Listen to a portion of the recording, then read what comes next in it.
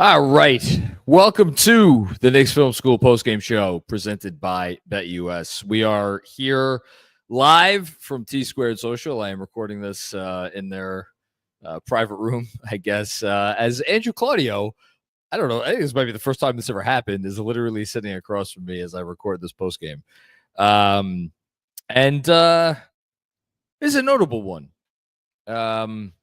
This was quite a basketball game, and I'm taking a second to kind of gather my thoughts, which I've been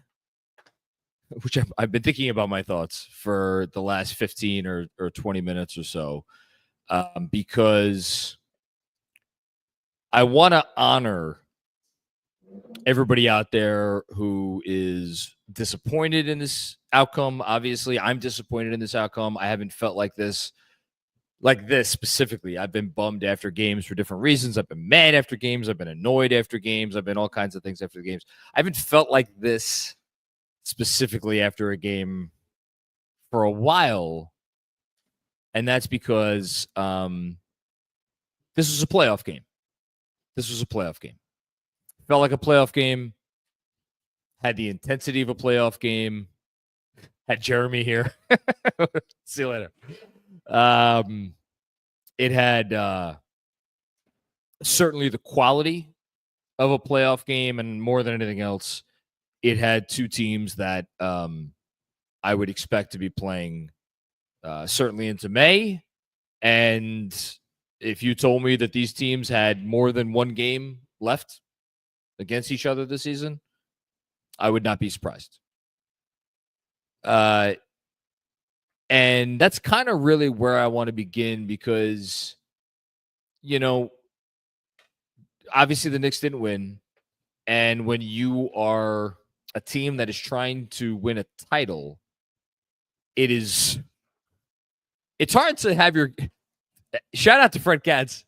It's hard to have your cake and eat it too. It's hard to, on one hand, say, hey, we're here to win it all.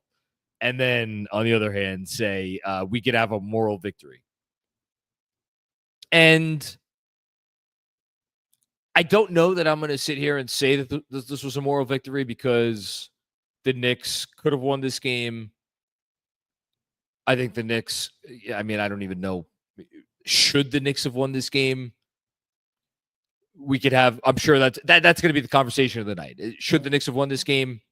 We could talk about it. That's I'm curious what people have to say.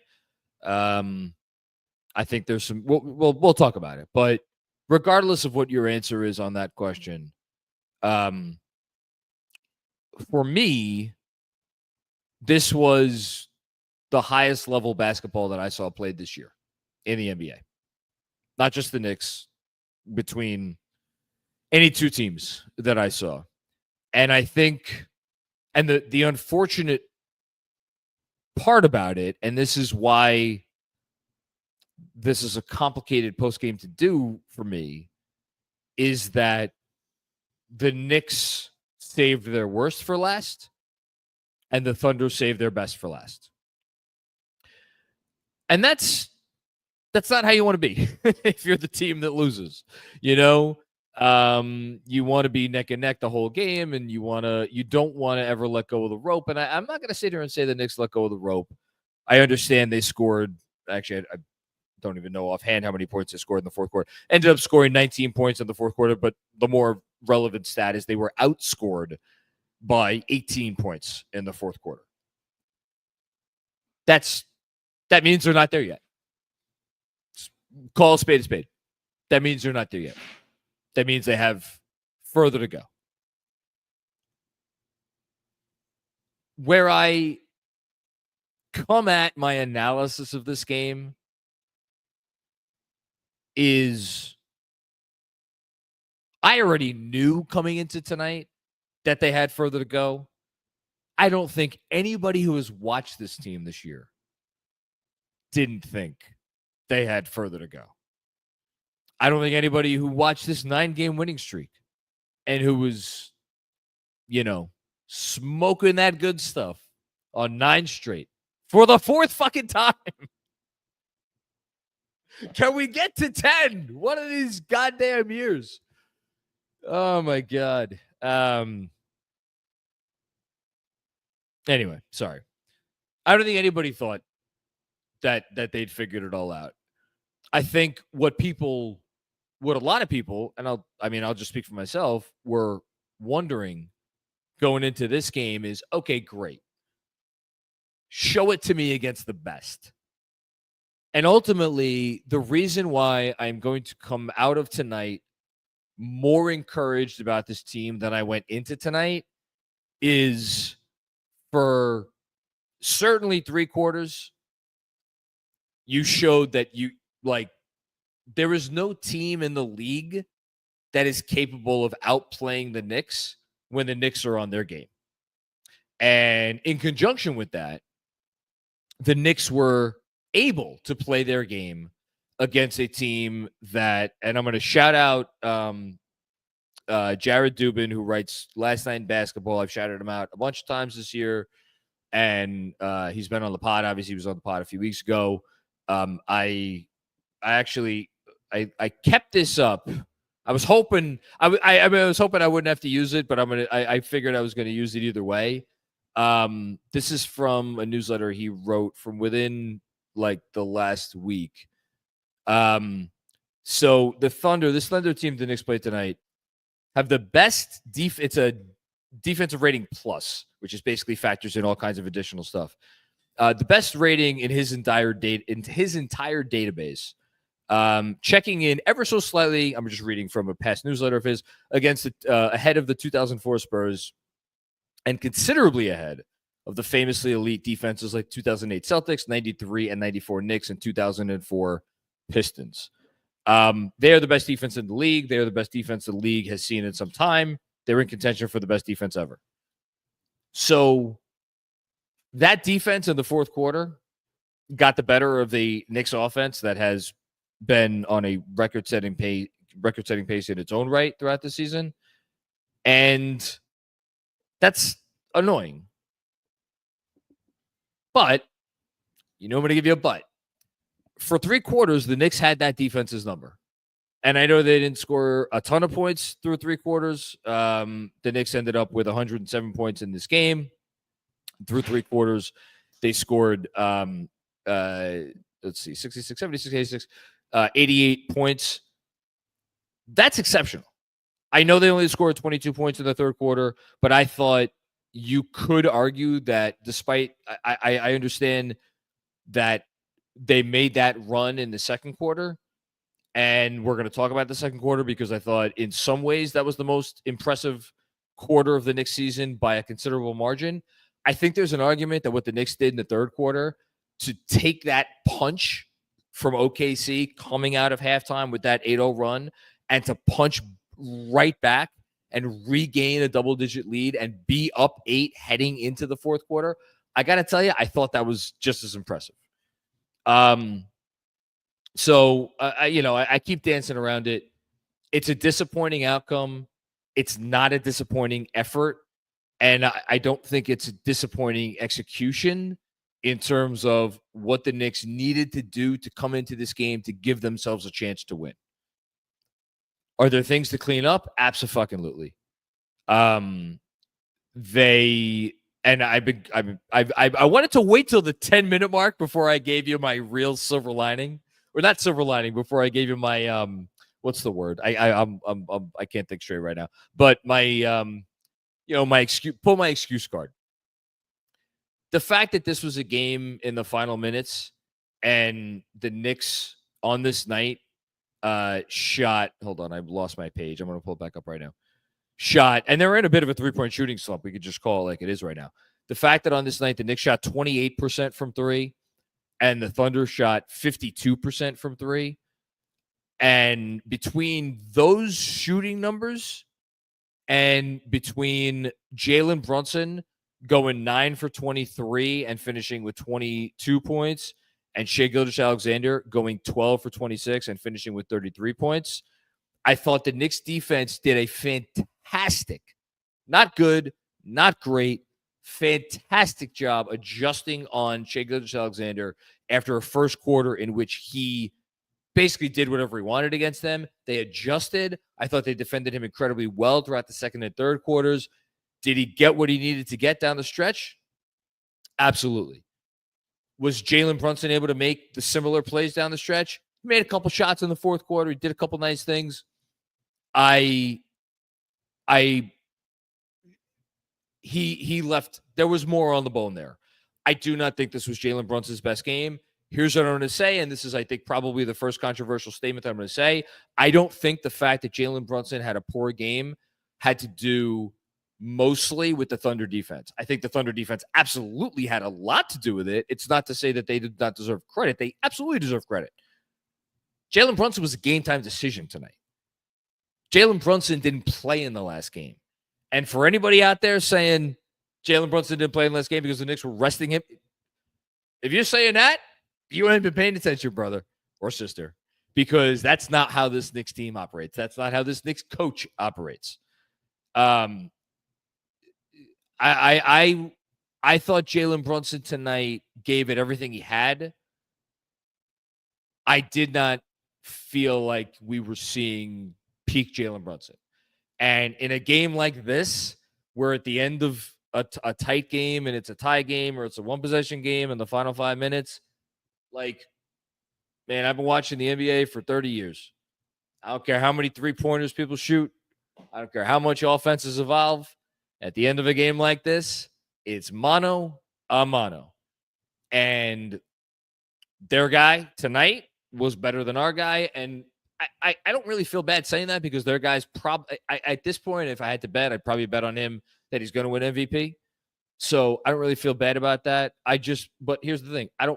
I know our guy's going to be there, and I would take our guy next game. I would take him the game after that. I would take him the game after that. I would take him the game after that. That's how I feel about Jalen Brunson. More importantly, or just as importantly, I think, and this is kind of, if I was going to give you one big takeaway, I don't have a Juan Please in front of me because I think I drank all of the Juan Pleases that the bar has in stock. But if I was going to do one big takeaway from this game, it's that I think you got proof of concept. And for me, I'm not sure if I felt before tonight that I had gotten, for me, definitive proof of concept, like, oh, okay, this team can win a title. Again, got to clean up some stuff in the fourth quarter. The Thunder pressed the Knicks. Shout out to the great Fred Katz. He tweeted a little while ago that the Thunder did better than any other team that he's seen in terms of trapping Jalen Brunson and making sure that those situations did not turn into advantages for the Knicks. I'm sure there's going to be some talk about the referees tonight. I didn't love the way that the game was called. I'm sure people watching didn't love the way the game was called. I totally understand that. Am I going to blame this loss on the refs? No, I'm not going to blame this loss on the refs. I think these Knicks, if there's something that's a little, they do at times tend to let refereeing get in their heads a little bit, and I wonder if that wasn't the case a little bit down the stretch of this game. Something they got to work on. Neither here nor there right now, but they have to adjust. They have to get better in those situations. And the other thing I think that hurt them is, I think, team wide, and specifically Jalen Brunson. I'm gonna pull up his stats right now because, again, I don't. To be very clear, I don't think that, I'm not worried long term, and I don't think this is going to be an issue moving forward. But I do just want to point out at this present moment, Jalen Brunson's in the shooting slump. Here are his last 6 games from three. 0 of 5, 0 of 5, 0 of 2, 3 of 11, 1 of 6, and then tonight, 0 of 5. So if that's not a shooting slump, I don't know what's a shooting slump. So because when your lead initiator, when your primary initiator is not comfortable pulling up from deep in today's NBA, I just it is such a, it puts your offense at such a deficit, and he was forced to go inside. And I mean, the Thunder did a nice enough job. Again, I thought he got good shots. I thought he just missed a couple shots that are decent shots, but still, Can they get better at moving the ball more in those situations? Absolutely. 100%. Stuff to work on. Thibodeau said after the game, I saw somebody had it. I apologize. I forget which reporter had this. I think it was James Edwards III, that there were a couple scramble plays where the ball was like loose and it was like anybody's ball, and it ended up going to the Thunder, and the Thunder wound up turning around and hitting a three-pointer. I completely agree with Tibbs, as will surprise nobody. I thought those were big plays. So when you combine Nick's inability to hit threes, Nick's inability to get out of traps, Brunson struggles from the field, SGA coming up with some just MVP level plays, and the Thunder getting all of those, 50-50 balls. And then the guy I haven't mentioned, I've been talking for 17 minutes, I haven't mentioned the name, Aaron Wiggins. Thunder fans, I would hope that they will refer to this moving forward as the Aaron Wiggins game. 19 points on 9 shots. How you doing? I just listed 6 things. I just listed 6 things that did not go in the Knicks' favor, and this was a one-possession game with a couple minutes left. And this was a game the Knicks led by 14 late in the second quarter. And this was a game the Knicks led by 8 going into the fourth quarter. So I know I feel like I've been dancing around it for a while. I cannot sit here and be negative and feel discouraged after this loss for all of these reasons that I'm trying to get at right now. This team is headed in the right direction. And again, championship isn't competed for. I mean, it's competed for all year long, but you don't play the finals in January or March, or like you play them in June, and they have a long runway. And then the last thing I'm going to say, and then I'll do a quick autograph signature moment of the game. If there is one glaring concern, and I think it crystallized for me tonight, and I have not brought up the name Deuce McBride yet, and I have not brought up the name Chet Holmgren yet. And the reason that I'm not going to blame this games on the fact that the Knicks did not have Deuce McBride is because the guy that the Thunder are missing probably could have made an all-star team this year if he had been healthy. So they were missing a guy that's better than the guy we were missing. That said, the lack of Deuce tonight made it even more glaring. And this has been a point of contention for me, because like some people have come out and said that the Knicks have there have been a lot of talk about the Knicks bench. And there have been some people that have gone out there and said the Knicks have like either the weakest bench of the league, or one of the weakest benches in the league, or the weakest bench of every contender, or any of those sorts of things. And I've kind of pushed back on that, because I'm like, well, hold on, wait a minute here. You have a 6th man of the year contender, Deuce McBride. You have a perfectly adequate 7th man in Precious Achiuwa.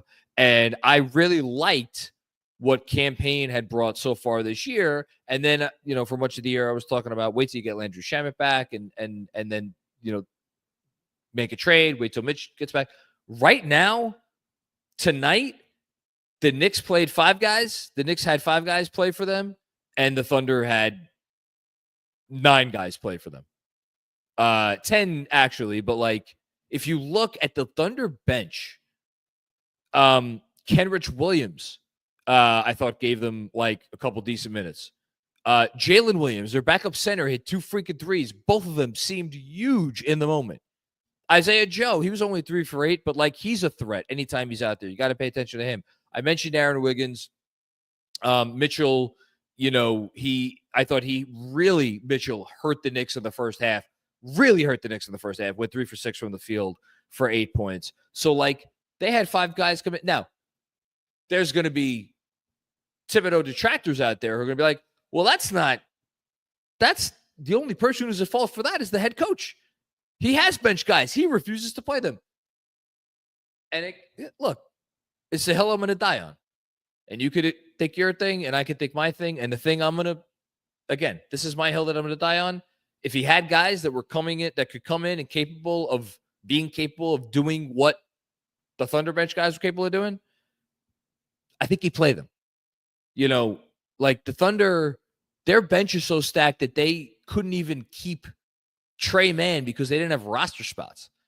That guy was one of the best players for the Charlotte Hornets. The Charlotte Hornets stink, but still, Thunder couldn't even keep him. They got Ousmane Dieng, who they traded with the Knicks to get a couple years ago. He can't even get on the freaking court. Like, this is one of the deepest teams in the league, and their depth, when you put it against the Knicks' lack of depth tonight, I think I kind of came over to the other side of the people who are like, man, their bench is a fucking problem. And that's the last thing I'm going to say. I don't want to end the monologue on a negative note, but I did think that was kind of glaring tonight. So I think it's going to be a very interesting next month as we hear some trade rumors potentially. Ian Bagley had a great question and answer today in which he talked about Mitchell Robinson, and the Knicks ideally would like to have him back and healthy and work him in and him be a big factor and all of the things. But, oh, by the way, he's still not running yet or not, he hasn't progressed to the next stage yet, and it might be a little while. So we'll see. Autograph signature moment of the game. Check my notes here. I thought there's a few that I could go for. I mean, the entire last 6 minutes of the second quarter was just awe-inspiring. How about this?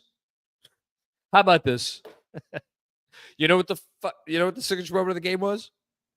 OG Anunoby getting up from the court with his arms still intact, and then getting up and going back in the game and playing more basketball without his arm falling off. That was my Autograph signature moment of the game. Shout out to Autograph. Go download their app.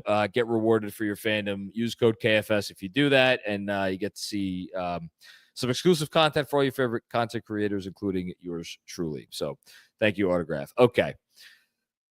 Andrew went somewhere. I don't even know where he is. He left. He just got up and left. I think he was sick of hearing me talk.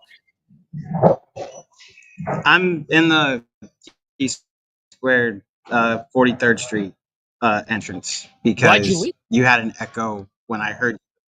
Because if I'm in the room with you, I hear your mic, and then I hear you. This is what happens when we do a post game at a restaurant. So okay, got it. Yeah, but I miss you. I'm looking at 40. I'm looking at 43rd. I'm literally on the other side of that wall for you. I right there. There you go. And I mean, I see 43rd Street. It's quiet because it's 43rd Street, not 42nd Street. And yeah, there's nobody over here. I see the Papa-Shot. There's a couple over there playing ski, not skee ball, foosball. I saw they added the foosball table. Shout out. By the way, I started with a shout out to T Squared. I'll end with a shout out to T Squared. T Squared, phenomenal job as always. We had such a really great crowd tonight come out. I wish they could have gotten the win for every Knicks fan out there, but especially for the people that came out. It looks like we got almost 2,000 people watching on. Is that on YouTube? That's a combo of YouTube and what's it called, and Twitter or X, whatever the app is called now. Oh, the hell. But yes, we have over 2,000 people watching, as well as a lot of super chats to get to. So let's get through. Let's do it. Okay.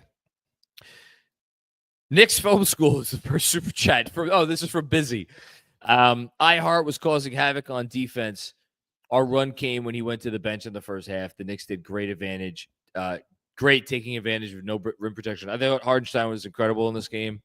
You saw the reason why a very smart team and a very smart general manager decided that it was in their best interest to pay him $30 million a year to play basketball for their organization. Only had 4 points, didn't matter. Those 14 rebounds, 7. How about this, man? 7 assists for Isaiah Hardenstein. Tied for the team lead with Shai Gilgeous-Alexander. That tells you all you need to know. iHeart, what can you say? Guy's awesome. Guy's a winner. He's a difference maker. Thanks, Busy. The Plaid Unicorn. Shout out to one of our esteemed patrons. Mikal Bridges is the greatest Knick of all time. Ethical hooper with the most visually appealing game, and Shai's daddy. I really did think the Knicks, it was Mikal Bridges in the first half, and then they switched it over more to OG Anunoby in the second half. I thought the Knicks did as good a job on Shai Gilgeous-Alexander as you could do. I mean, again, 33 points on 26 shots for him and 7 assists, 2 turnovers. That's like, I mean, that's like, okay, you tip your cap, you move on. Mikal Bridges, probably the best Knick tonight. I haven't thought about it too much. I thought Towns did a really nice job in hailing rebounds, and I thought he was really aggressive, and I thought he was really tenacious. Only got 2 rebounds in the fourth quarter. I get that. I thought Hart did some nice things. I thought OG obviously did some really great things. I think Mikhal's probably my player of the game. Yeah. Thanks, Played Unicorn. Appreciate that. Knicks Enjoyer. What's going on, Knicks Enjoyer? Early in the third at the moment, so we're progressing to the end of the game. Well, I could name some standout performances. I think it's important to emphasize how good we have played as a team to this point. Fantastic basketball. Yeah. They were great. They were great. It was the best. It was the best we've seen them all year. And then who I don't know who this is from. It's from somebody. Somebody said, "Let's go Knicks." But yeah, Plaid Unicorn. The rest of his comment or her comment is, "Let's go Knicks." Let's go Knicks. Good deal. Perfect.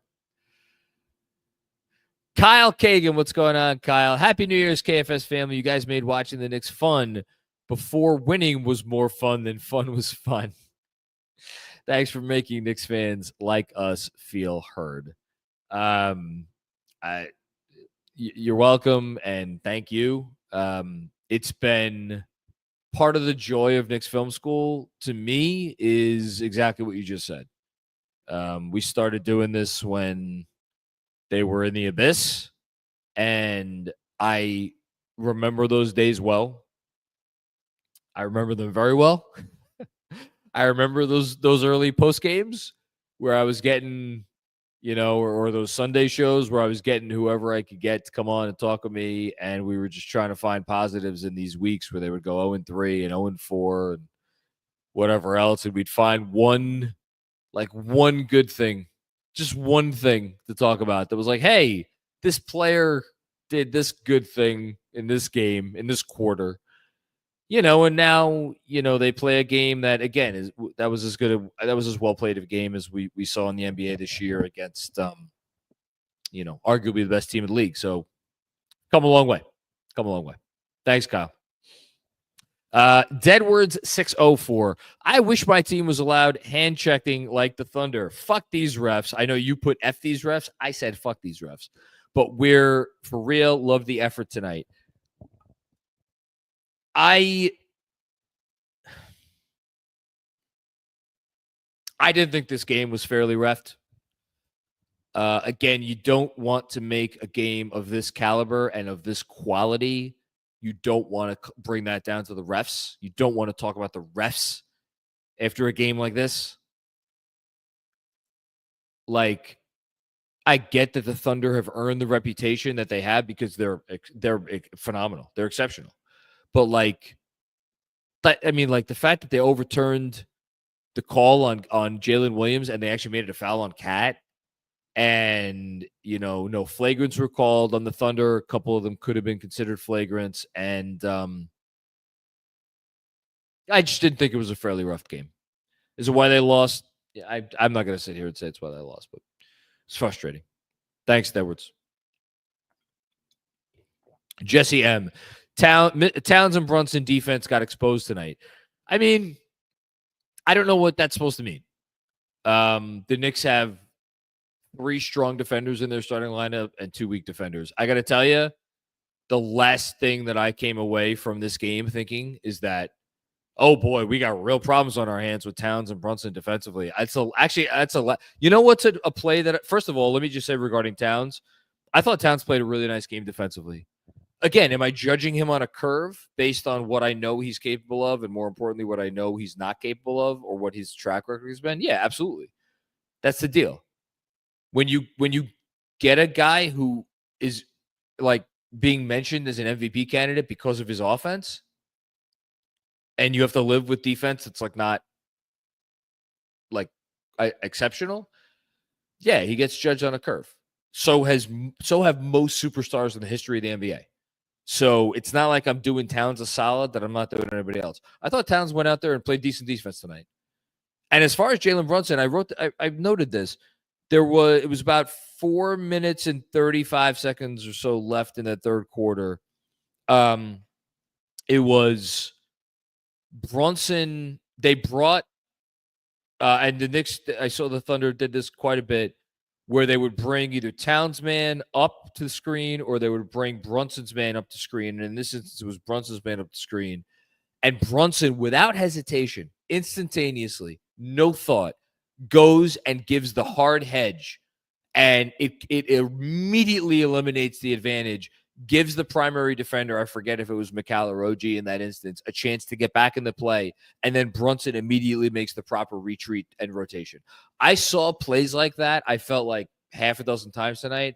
And I think those are the sorts of things defensively that the Knicks haven't been doing properly and executing properly throughout this entire season. I saw a lot of those things tonight. Like, to me, we're sitting here, yeah, the Knicks lost. The Knicks gave up 119 or 17 points. The Thunder shot 52% from three. This is not a great three-point shooting team.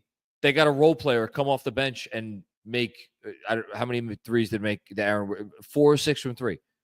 Like, their backup center hit 2 of 3 from three. Like, that's why they lost. If we're really getting down to brass tacks, like, in terms of defense, that's why they lost. Like, this is the 7th best offense in the NBA.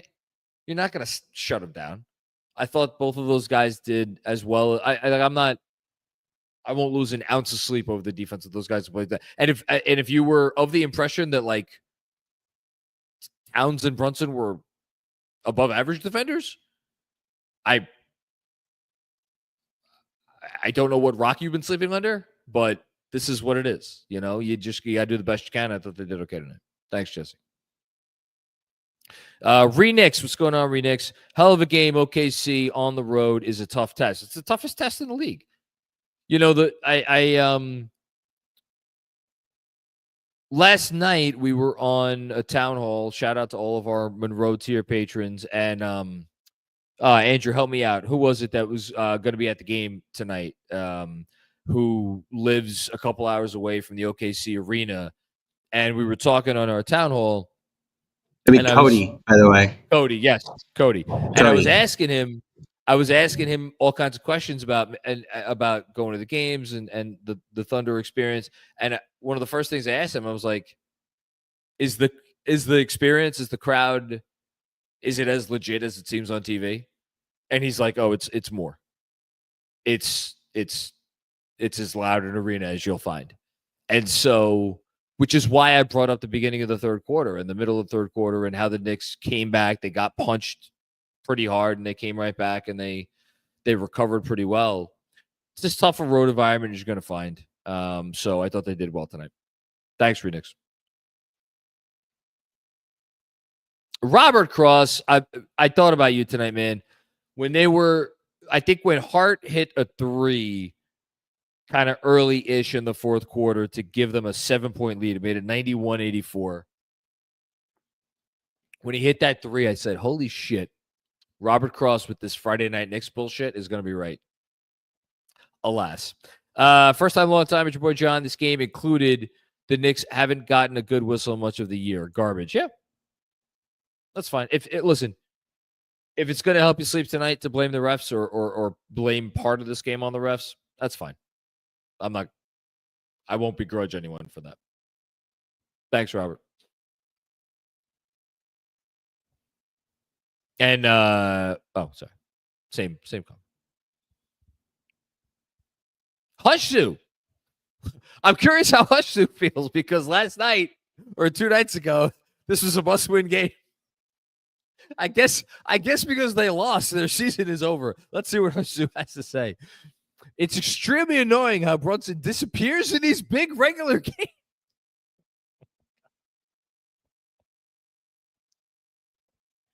This can't be a real comment. Today, Atlanta, Minnesota, Christmas made some shots in the fourth, but overall bad. Yeah, trade him. Kachi, no. Don't trade him. He's probably untradeable. Cut him. You'd be on the hook now for the extension. But what? Come on, that contract's great. They can get something for him. You don't trust Leon Rose? What do you think they could get for him? At least a first or two, John. Come on. I think you should call Miami because Jimmy Butler's not happy in Miami. I think you could see a winner. See if you could get Duncan Robinson's contract, which I think is expiring in a couple years. And what's Haywood Highsmith making? I don't think Miami. I think he's making a few bucks. Miami wouldn't do that. Miami wouldn't do they that. They like Highsmith.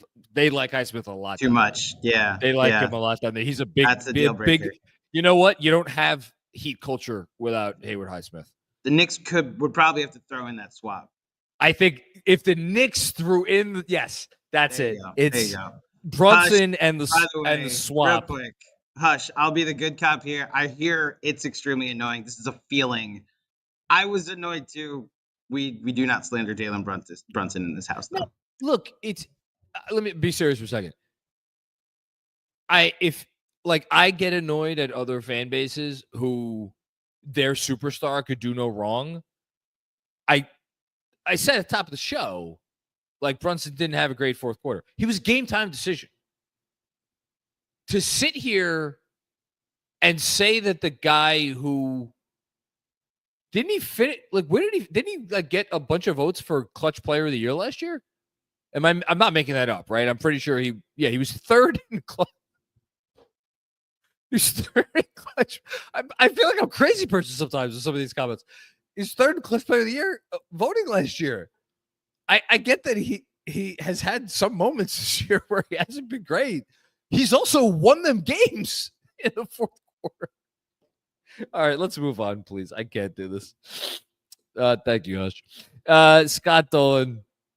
I don't want to hear any hating on this team. Well, don't talk to Hush soon. They showed they are just as good as any team in the NBA. Tough loss, but that was one hell of a game. We will beat them on 110 at the Garden. I can't wait for that fucking matchup. I can't wait for the rematch. I wish the rematch was happening tomorrow, especially because Oklahoma City will be playing their third game in a row. I completely agree. They showed me something. You know, I wanted to see something tonight. I think for me, they showed me what I wanted to see. I'm disappointed. They're disappointed. I guarantee you the coach is disappointed. But like, I don't know that this is the game where we should be like turning over rocks to find people to blame and say mean things about, and be like looking for excuses to be discouraged. Thank you, Scott. I appreciate that. John Leary, what's going on, John? The Thunder's depth compared to the Knicks showed. It's it's probably my biggest takeaway of the game. Oh, sorry, GMAC lied. They finished 5th in clutch player of the year. So, what do I know? We could trade him now. Yes. Elite depth, and I'm gonna look. This is gonna seem like I'm making an excuse because, they are trying to win a championship this year. This year, they're trying to win a championship. There's no this year doesn't count or like it's not really the first year. Like next year's no. They could win a championship this year, and they expect to win a championship this year. And every fan out there should feel like they are watching a team capable of winning a championship this year. All of that said, they had to jump through, and obviously I'm stepping on Jeremy's territory here, and we're going to record later this weekend, but they had to jump through so many hoops to make the Bridges trade happen and the Towns trade happen that, and I'm not breaking any news here, that they left themselves, one, a little shallow, and two, encumbered in terms of what they could do to make up for the fact that they're a little shallow. So that is unfortunately not going to reset until this summer. I'm curious what they do with the trade deadline, like everybody else. And the other thing that I'm going to throw in, like, I think we're all excited about these 3 rookies. I'm excited about these 3 rookies. None of them played tonight. I get that. I haven't talked about campaign much. It's probably for the best. I've been such a huge campaign fan this year. I loved what campaign gave them. I was kind of miffed when campaign wasn't playing in the second half of games.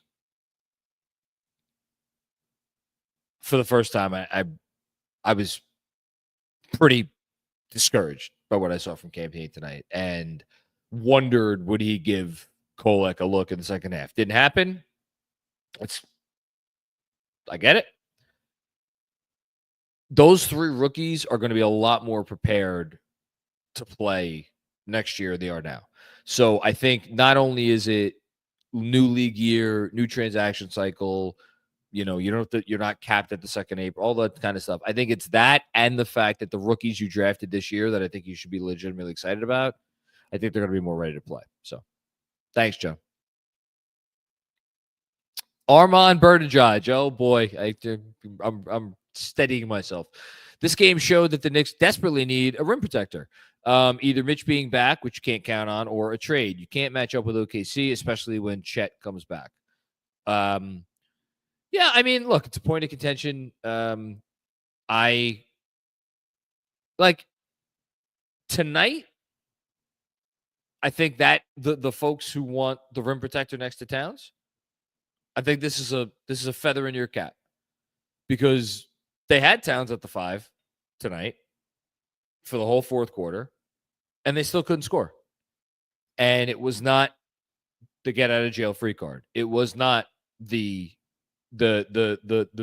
uncoverable offensive unit, and I wonder, for as much as Towns at the 5 makes them so deadly against so many teams for so significant stretches of games, if you do get in a game like this where it does become mano a mano down the stretch, I wonder, is that maybe part of their calculation?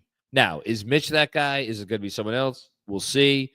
All that being said, do I think that they lost this game because they didn't have a premium rim protector at the end of the game? No, I do not. I just don't. Were there a couple plays at the rim in the 4th quarter? Sure. I did not get the sense watching this game down the stretch that is why they lost the game. But that's me. Thanks, Armand. I am AK Legend. Hey, KFS. Overall, I'm happy with the game and how it went. They played against a real team and held their own. Team is moving in the right direction. Let's go, Knicks. Yep. My sentiments exactly.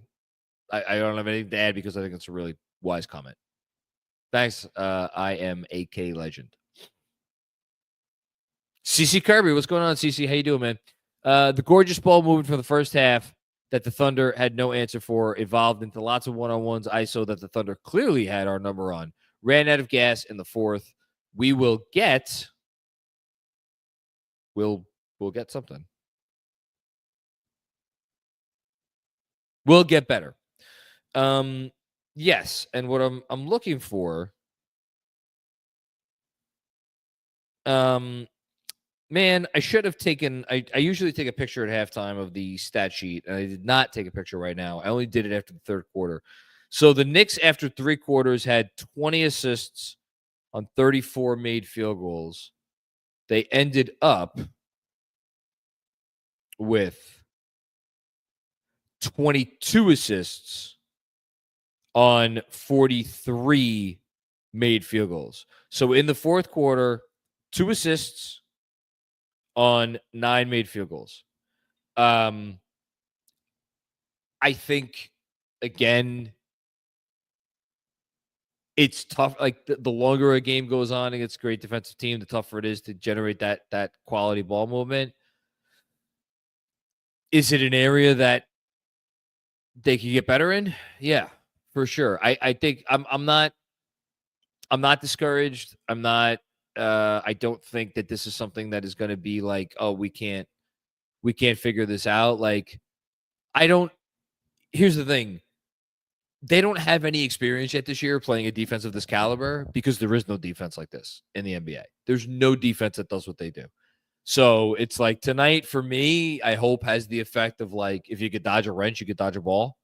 We'll see moving forward, but yeah. Thanks, CC Kirby. Appreciate you. Harris Kasserman. Great game. Aaron Wiggins, get out of here. Yes. Cat needed to do more with J-Dub on him. I miss iHeart. See you at the Garden. I want to go back and look at the fourth. I really want to go back and rewatch the fourth quarter possessions. I thought Cat throughout most of the game picked his spots really well. I thought he attacked a decent amount. Again, I thought he was an absolutely ferocious on the boards. I mean, the guy almost had another 20-20 game. Did he have another 20-20 game, or did he fell short of 20 points? Yeah, 17 and 22. So, had 3 steals. When was the last time Karl Towns had 3 steals in the game? Could they have done more? Maybe, but like again, I'll shout out Fred Kaz. This is what J-Dub does. Like, he's been guarding centers all year. He's really good at it. That dude is a brick shithouse. There's a reason Tom Thibodeau wanted to draft him. Because they just, the money was what it was. They couldn't make it happen. But yeah, it's something to consider. I'm going to go back and I'll look at it. Thanks, Harris. Hudson with another one. Outside of overall, I love what the team did. Okay, so outside of Jalen Brunson being, trade bait, love what the team did. At least we have a redemption game next week. I think they'll come back a lot better at MSG. I mean, I don't know how much better they could play than they did for 3 quarters tonight. You would hope that the MSG crowd, if they're in a similarly close game down the stretch next Friday, that they could pull out the win. You'd love to go 1-on-1 against this team. You'd love to come back with a win against this team after dropping this one. Here's the thing. Coming off of this game, I have all the confidence in the world that any game they play, they're capable of beating whoever the team is on the other side of the floor. So that's good. Thanks, Ash. Ghost Dog LT. Took me a second, but I got there. I never want to see a Brunson Hart pick and roll again. How is Brunson Cat pick and roll not your go-to when it matters? It's not your go-to when it matters because then they'll just switch J-Dub onto they'll just switch J-Dub onto Jalen Brunson, and you have not created an advantage because then you just switch Dort onto Cat, and they'll live with that. The Thunder will live with that. They're bringing Hart into the action because the Thunder is sticking Hartenstein on Hart, and in theory, that's creating your advantage. The reason why I don't mind it is that was a trump card for the Knicks throughout the playoffs last year. When teams stuck their 5s on Hart, he was exceptional in 4-on-3 situations. And like I just retweeted earlier, or reskeeted, excuse me, earlier today, again, Jared Dubin did a fantastic film session in his newsletter Last Night in Basketball about how Josh Hart has been exceptional this year in those scenarios. I mean, the guy's shooting 60 whatever percent from on twos in this game. I mean, was he at his best tonight? No. Again, I think it's like I don't know that the Knicks really adjusted to the level of tenacity that the Thunder are capable of ratcheting up. And yeah, they'll I'm sure if they played them in a 7-game series, they get better at it. But yeah, I don't have a big issue with that. I trust Josh Hart in big spots. GB, Knicks can beat this Thunder team. End of takeaway. Check up in 4 days. I'm here for it. Absolutely. Yep. They could have won this game tonight. And like we said, probably should have. Check up in 8 days, by the way. What did I say? 4. I said 4. Why did I say 4 days? I don't know. I think you're wishful thinking because in 4 days we go to Madison Square Garden. Yeah. Yeah, let's see if we can start on a winning streak tomorrow. Spicy Sham, Precious, 8 minutes. Cam, 8 minutes. Sham at 14 minutes. Did these guys fall off a cliff, or am I missing something? I don't know about you, Spicy. I wasn't particularly impressed with the Cam minutes tonight. I wasn't particularly impressed with the Precious minutes tonight. And Shamet, I thought Shamet was the best of the lot. He played 14 minutes. Like, I think it speaks volumes that a guy that was not on the roster 2 weeks ago is your leading bench minutes guy tonight in this game. I think that says a lot. And obviously they missed Deuce. We could have a fun conversation about, like, even though Chet Holmgren is obviously a much better player than Deuce McBride, which team missed their guy more because of the specific complexion of these two teams. But yeah, that's neither here nor there. Thanks, Spicy. Eric Beal, what's going on, Eric? First time super chatter. Well, thanks for chiming in. Appreciate you, man. Big fan of you dudes. We appreciate you. Thank you. T Squared was an experience tonight. No doubt we'll cook up the Thunder at MSG. Kudos to the DJ. Mike McCall? That would be Michael Scott, the guy from The Office. Oh, Michael Scott. It's spelled weird. Michael Scott. I know Michael Scott from The Office. 2 L's. Oh. Is that how he spells it? No, the typo is an extra L. Oh, okay. No call on the spinner. I'm not sure I get that reference. So anytime our DJ would play the Michael Scott, no! Anytime either the Knicks missed a free throw or the Thunder hit a shot, and the comedic timing was perfect. That's it. It was as was the loser game show sound anytime the Thunder missed a free throw. That I was more cognizant of. I wasn't as cognizant of the Michael Scott now. I appreciate you coming down, Eric. Thank you for super chatting after you came to the watch party. That's a double whammy. We appreciate that. And thanks to everybody who came out tonight. It was a fun night for most of it. Didn't end well, but yeah, I'm hopeful because we got another one. By the way, the next Thunder game, we're going to do another watch party, hopefully with better results. And Hasu, Cat only having 13 shots, need to fix that. Yeah, I mean, it's something to look at. For sure. That I'll give you, because you can't, teams, when a team switches a small that is capable of guarding him one-on-one onto him, it can't take him out of the game. There has to be an emphasis on continuing to get him good looks. What I will say is I thought, again, the Knicks only took 32 threes. I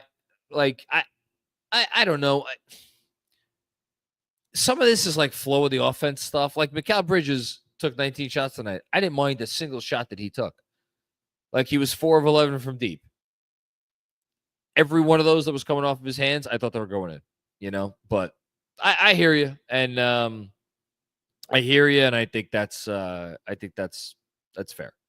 Okay, Andrew, we're doing. Where are we here? Yes, we're doing it. We're doing it. Okay. Quick words here from our friends at BetUS. If you're looking for a new book this basketball season, BetUS is the answer. Fastest payouts in the industry, which you can take advantage of and use YouTube or use the promo code YouTube150. Get 150% on your first deposit, as well as 125% deposit or bonus on your next 2 deposits up to $2,000. You know it by heart by now. All the things that they do: 24/7 personalized service, live wagering on major games, 10% back on your net losses twice a year, and you can get your own personal account manager. Again, YouTube 150 is the code. Get you that 150% bonus on your first deposit, and then 125% bonus on your next 2 deposits up to $2,000. Andrew, not on mute. Reminder, gambling involves risk. Please only gamble with funds that you can afford to lose. All forms of betting carry financial risk, and it is down to the individual to make bets with or without the assistance of the information provided. Okay. Did you hear anything other than me taking a sip of soda? No. No. Okay. I didn't know if like something bad happened when I was on mute. When I wasn't on No, mute. but so, folks, lest anyone watching this think, Macri, what a little so-and-so that he would call out Andrew for not being on mute, and all he did was take a sip of soda. So many times in the past, I have recorded or done recordings or whatever, and like somebody's mic wasn't connected or there's a headroom issue, and Andrew's like, you didn't catch that. And I'm like, I'll try to be better next time. This is me trying to be better. The best was when you'd like have a whole ass sandwich and you'd start chewing into the microphone during interviews with whomever. And it's like, you don't hear what I hear, do you? Like, you don't hear the whole ass sandwich being chewed into the microphone. These are good microphones that we have. And, they pick up things. And apparently when I put my mic down, you hear me having a wonderful soda from T Squared. I tell you, I could use a whole ass sandwich before I go home tonight. Okay. Let's keep it going. Let's keep it rolling, folks. Shout out to everyone watching, by the way. It's Friday night, and Knicks did not win, and we got a lot of people here, so that's awesome. Freeway Hustle at 21. Thank you for the contribution. Starters ran out of gas. Simple. After they got some rest in the first half, they came back in and handled business. Coach got to figure something out when it comes to the minutes. I mean, is it the coach that has to figure something out or the front office that has to figure something out? I don't know the answer to that question. I know that, like, I did they run out of gas?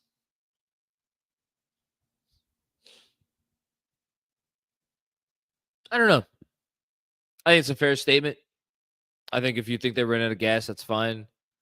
I think they did not execute. Did they not execute because they ran out of gas? I don't. Those sorts of things are tough for me. I thought they played hard for most of really all the fourth quarter, and just didn't make the plays. But that's fair. It's fair. Look, it's an issue. It's absolutely an issue. Thanks for your hustle. Appreciate it.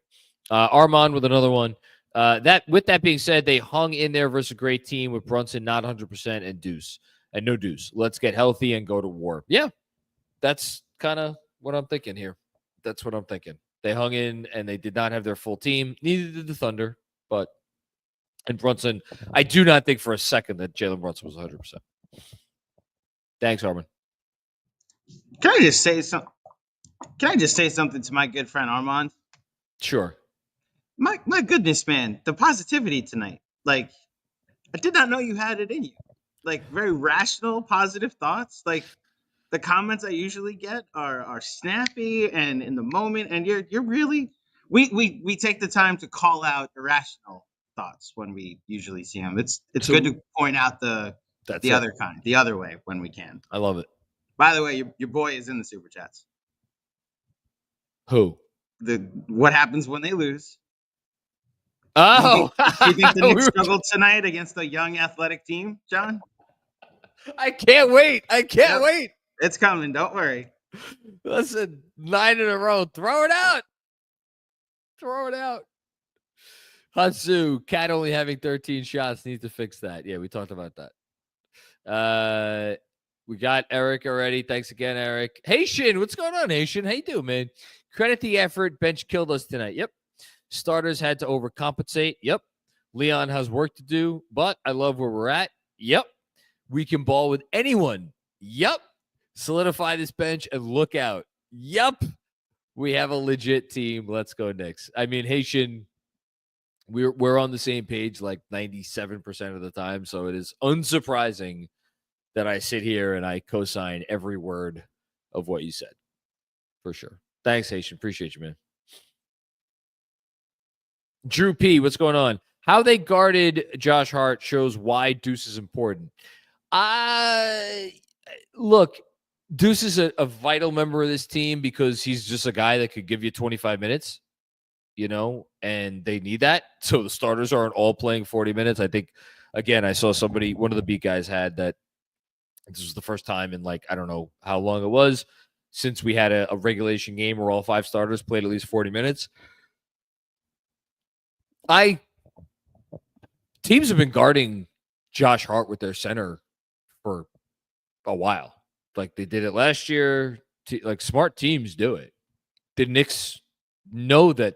Like the Knicks came into this game knowing exactly that was going to happen, and they prepared for it.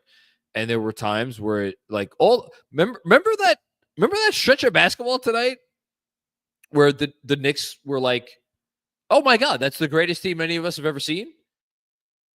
Like the Thunder guarding Josh Hart with their 5, that was part of that.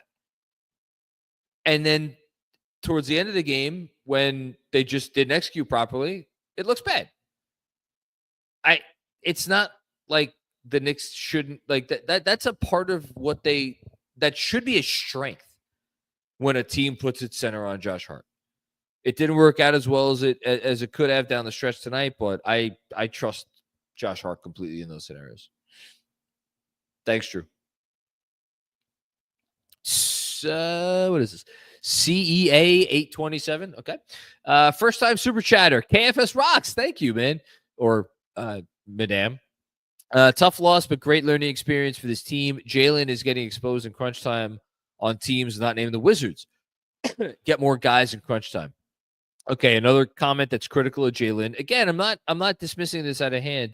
I did not think Jalen was great in the clutch tonight, and I think there were a couple of instances where you could have looked at what he did and you could have said, all right, you got to get off the ball a little quicker there. To make where I'm going to push back on is to make one poor performance extrapolated out to like Jalen is not a good crunch. I don't know what people have been watching or not watching. He is not a good crunch time player. He has been, I would argue, an exceptional crunch time player over the course of his time with the Knicks. And he had a rough game tonight. It happens.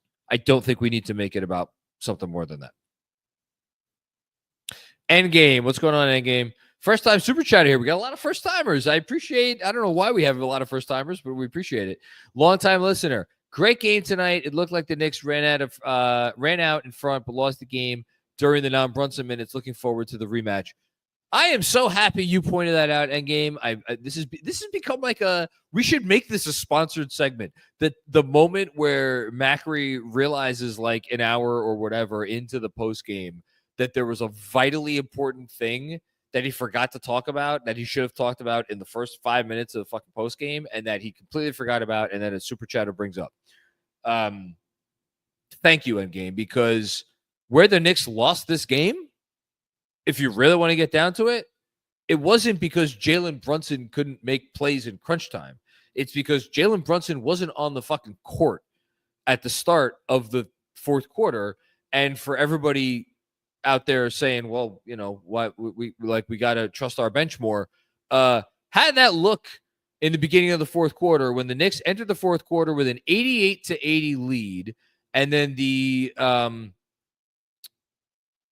Brunson came in the game and the score was 91-89. We had one Josh Hart 3-pointer over the course of those 3 minutes and 9 seconds. And the rest of it, like the Knicks could not generate solid offense at all. Could not do it. Not one bit, not one iota. And then over the final 8 minutes and 51 seconds, the Knicks scored 16 points. Is that great? No, it's not great. But I would argue the bigger culprit here is the fact that you had one field goal, 3 points over the first 3 minutes and change of the fourth quarter. It's a great comment by you, Endgame. And it's a bad job by me that it took me this long to bring that up. So thank you. Jason M., what's going on? Oh, here we go. Love it. I love it, Jason. Terrible Brunson game on both ends. If he's hurt, then he shouldn't have played. Killed on defense, didn't make the right pass when they trapped him. I disagree, Jason. I think this, like, Jason, you have a tendency to overreact, and I love you, man. I think you're a passionate fan. I love you on the halftimes. There are takes that you have that are abhorrent. to sit here and say that this was a terrible game from any Knick that played significant minutes is completely out of bounds and uncalled for and irresponsible by you. And I'm calling you out on it because it's not what we need to be as a fan base. And I think, frankly, it's disgusting. Jalen Brunson went out there when he probably shouldn't have played. Like, you say, oh, if he's hurt, then he shouldn't have played. Is that Knicks culture? No. Knicks culture is if you could walk, you could play. And you know who embodies that culture more than anyone? Jalen Brunson. And he went out there tonight and he gave it every fucking thing he had. And he was trying his ass off on the defense, and he was doing everything he could on offense. Now, was the shot falling tonight as much as he usually does? No, it wasn't. Couldn't make a three to save his life. There were moments in this game where I thought Jalen Brunson was outstanding running the show. Are there a couple plays in the fourth quarter where he didn't make the right play? Sure. Yeah, absolutely. Going against best defense in the league? Am I going to kill him for it? No. I think you should be ashamed of yourself with this take. Saying terrible Brunson game on both ends. 29 other fan bases in the league would be kissing their fucking counting their lucky stars to have a guy like Jalen Brunson on their roster. And you're calling him out for a terrible game when he's a game time decision that he went out there and played tonight? That's horrible. Hush Zoo. Miami is a dumpster fire. I'm taking something tonight. Well, yes, Miami is a bit of a dumpster fire. I think they'll figure it out. You get that all out on Jason? It's a terrible comment. It's uncalled for. I sense the theme that people are frustrated with Brunson, and it's fine to be frustrated with Brunson. This guy resuscitated the franchise. Mm-hmm. Like, there comes a time where you need to show respect. And so he can't say he had a terrible game? Because he didn't have a terrible game. I don't think he had a terrible game. Tonight. I thought he struggled tonight. Yeah, I thought he struggled tonight. Did he have a terrible game? No, he didn't have a terrible game. Hey, what was his final stat line? Hold on. Brunson finished tonight 22 points on 23 shots. He had a terrible game? 9 assists to 3 turnovers against a team that turns you over like it's their job? I think OKC makes it so difficult to do anything that him getting into the quick pivots and like the herky jerky stuff that he normally does doesn't work as well. You know, they just have so many longer wings, whether it be like you said with switching J-Dub onto him, like they have a lot of guys that they can throw at him that make it difficult. So I have a little more grace for his performance tonight than other fans that may think he was terrible tonight.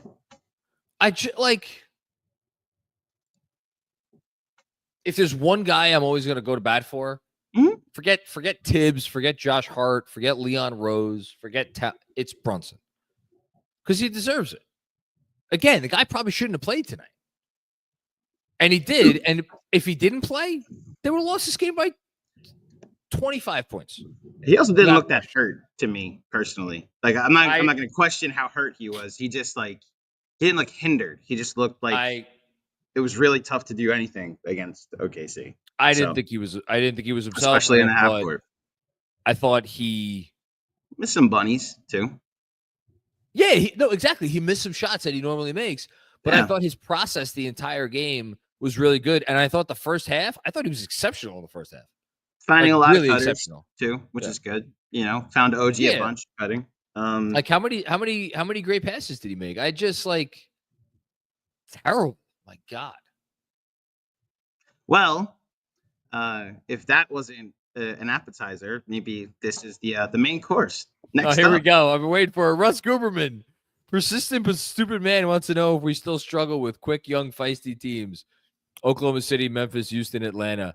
Depth plays into this too. Yes, the Knicks struggled tonight against the best defense in recorded history, at least by some advanced stats. Did they lose some other games this year? Yeah, they lost to Atlanta. They lost to Houston. The Houston loss was at the beginning of the year when it was not the same team. We've talked ad nauseum about the Atlanta game. It had nothing to do with any of the sorts of things that you like to bring up with this. I love how this is the first time that we've heard from you. They won 9 games in a row. We didn't hear a peep from you. That's the funny part. That's the funniest. I don't think the take is that crazy, Russ. I just also think it's hilarious that this is the first time we've heard from you since the Atlanta game. Like, that's the funny part. It is the most chicken shit thing All right. that you could. I mean, what? Come on, Andrew. Hey, sent you money and you're calling him chicken shit? What are you doing? I didn't call him chicken shit. I said it's the most chicken shit thing that a person could do. Team wins 9 basketball games in a row and not a peep. And then they go out there for 3 quarters and they go out there and they arguably the best by net rating, the best team in the league on the road by 8 points, missing their 6 man without any bench to speak of because of the way transaction cycles work and because of the NBA cap rules and CBA and all sorts of things. And because they have a rough 4th quarter. Oh, goodness gracious. Yeah, it's a chicken shit comment. All right. Why can't I call it like it is? Again, we deal with these differently. So I would disagree with I think it's funnier than you do because I appreciate funny. And you say he's chicken shit for sending us money. So thank you, Russ. I didn't call him chicken shit. I said it's a chicken shit comment. Shit. Yes, so John, we are splitting the atom, not even hairs, the whole atom right now. Okay. We have a different way of doing this, which is fine. Russ, I can't wait until they lose again, and we'll accept your contribution. Well, I can actually wait until they lose again, because then we'll accept your contribution then. Dom Cappuccini, what's going on, Dom? Fun game, mostly. Sorry, T2 was spoiled. It's okay. If you want to be the best, you got to beat the best. It was a fun winning streak, but tonight's show, they got a ways to go, and that is okay. Nosferatu, best Eggers film, 8.7 out of 10. That's specific. Enjoy it. Yeah, I'm looking forward to seeing it. I'm hoping to see it next weekend with my wife. We got a sitter coming, so that'll be good. Do they have a ways to go? I don't know. It depends what you mean by ways. I don't know that I'd say they have a ways to go. I don't think the roster is where it needs to be right now to win it all. I'll be curious what they do at the deadline. Obviously curious what Mitch looks like when he comes back. And by the way, if Mitch comes back and Mitch looks good, and they could flip the Achua contract into something else, because that's the other main money they have to flip, that's an interesting thing too. That's the interesting thing too. I don't, what are they getting for $6 million, or what are they getting for $6 million plus a minimum? We'll see. But whatever they get for it might help. We'll see. Thanks, Tom. Dan Hidalgo, little Deuce appreciation post. Could have used them. I think they might have won tonight if they had Deuce. I don't think that's crazy sentiment. For sure. Thanks, Dan. Will Kebe, best 3 quarters of ball all season. I think I would say so. Considering the competition and considering how, and again, I try not to. The Thunder didn't play badly at any point for the first 3 quarters of this game. They went out there and they played great. And the Knicks played better. And then down the stretch, the Thunder they outdid it. They outdid them. And that stinks. But like anybody who watched this game was like, holy crap, that's an exceptional basketball team or exceptional basketball game played between 2 exceptional basketball teams. So, yeah, completely agree, Will. Fred Katz, first of all, I hope you feel better. Fred is nursing a cold. What do you make of Towns taking no threes? That's a great freaking question. What do you make of it, Fred? I hadn't actually spotlighted that, which is another terrible job by me. I don't know. I don't know, because you would think, well, here's what I make of it. this is perhaps the obvious answer, and sometimes the obvious answer is not the correct one, but maybe it's a little bit of a rope-a-dope.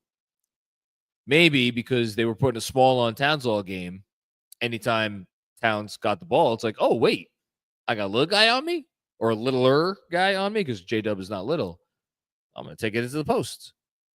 And I think, if anything, this reflects on something that was discussed when we had on our various Minnesota Timberwolves reporters after the trade, which is that Towns, if he has his druthers, he doesn't really want to shoot threes. He will shoot threes, certainly capable of shooting threes, but if given the opportunity and given and presented with a reasonable choice to take it inside the arc, far more often than not, he's going to take it inside the arc.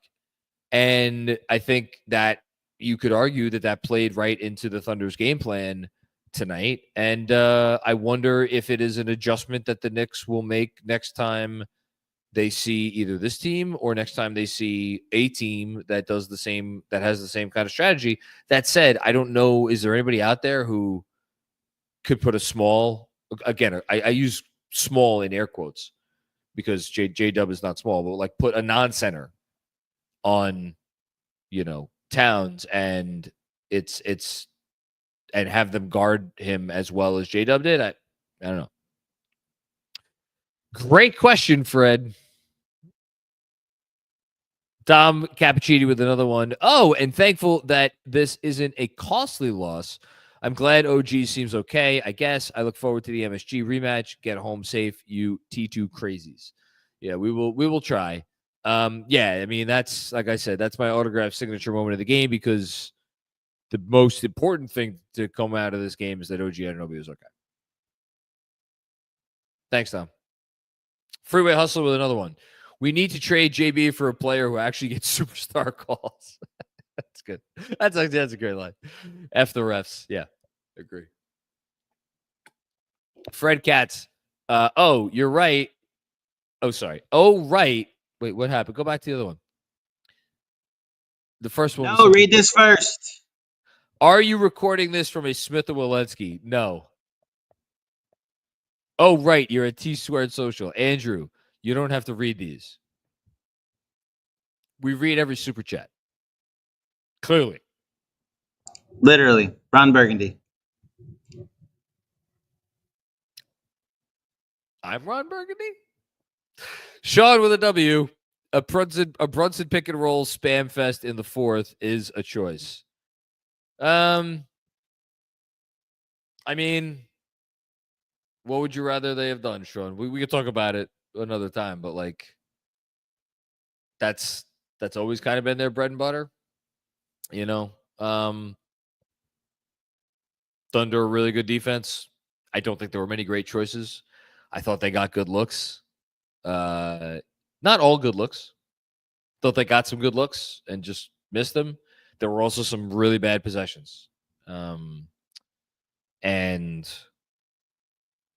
you got to get better. They have to be better, and Brunson has to be better down the stretch. That's all there is to it. Thanks, Sean. GB, feel like the game sped up in the fourth quarter, and that hurt the Knicks, and the Knicks couldn't keep up, couldn't get into their offense. I thought they just dealt with the Thunder defensive aggression, poorly. They did not execute when the Thunder were aggressive.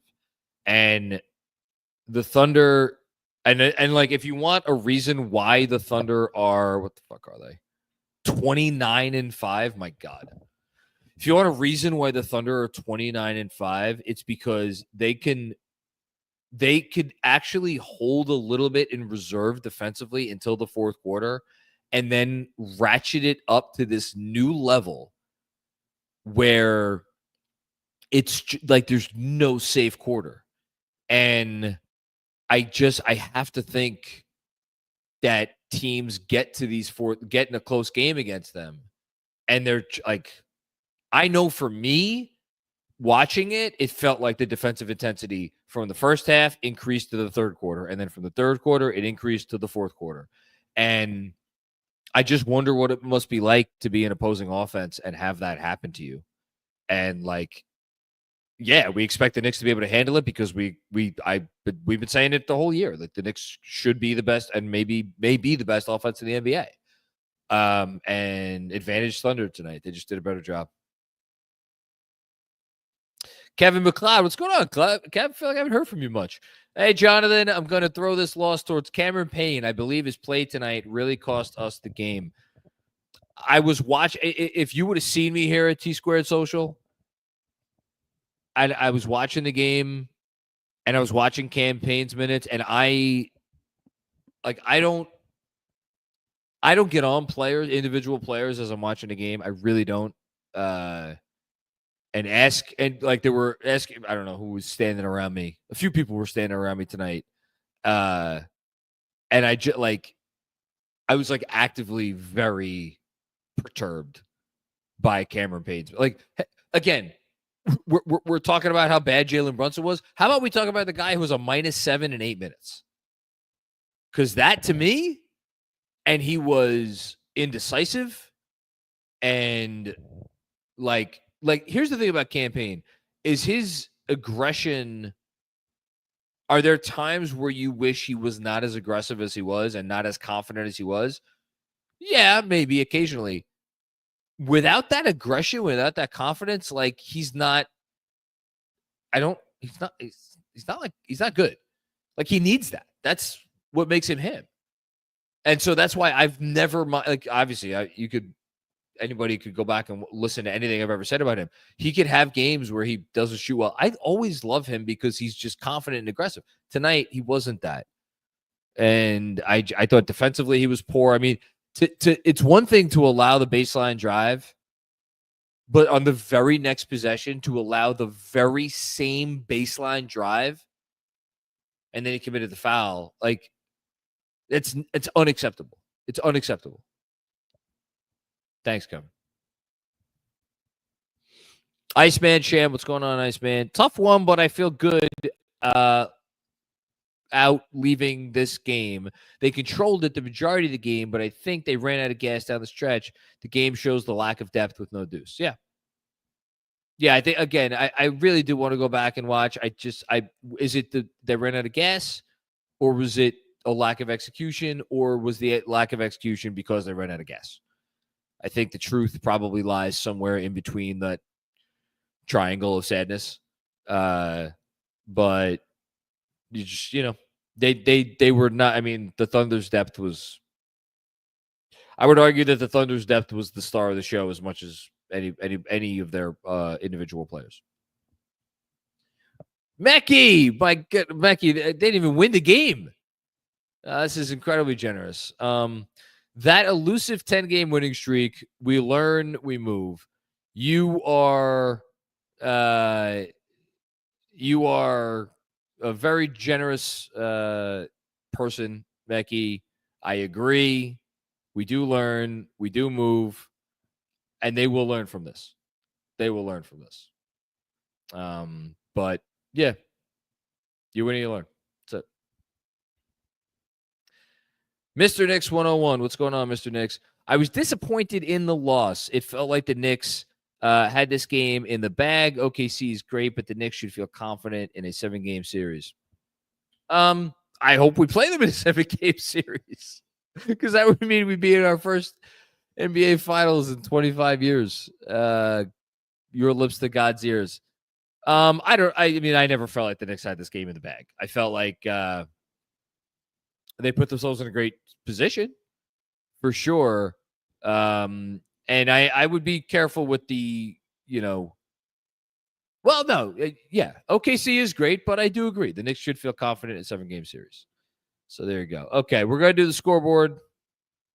Where are we here?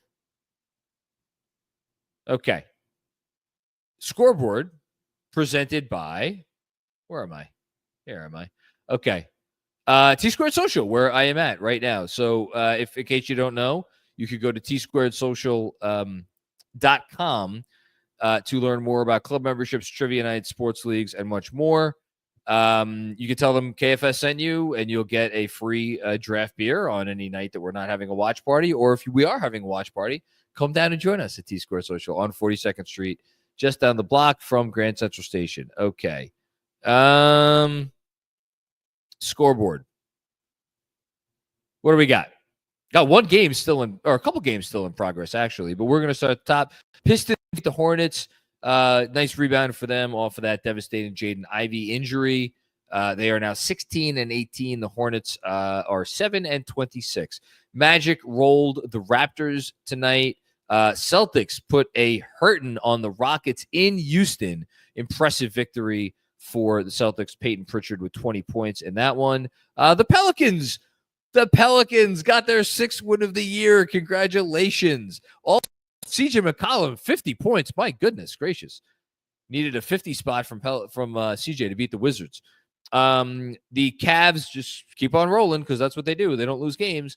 Beating the Mavericks 134-122. Spurs upended the Nuggets. My goodness, look at these stat lines. Wemby, 35-18. Nikola Jokic, 41, 18, and 9. My goodness. And that was not enough to get the Nuggets a win. And the 2 games in progress, Grizzlies, Kings, and Lakers, Hawks. Okay.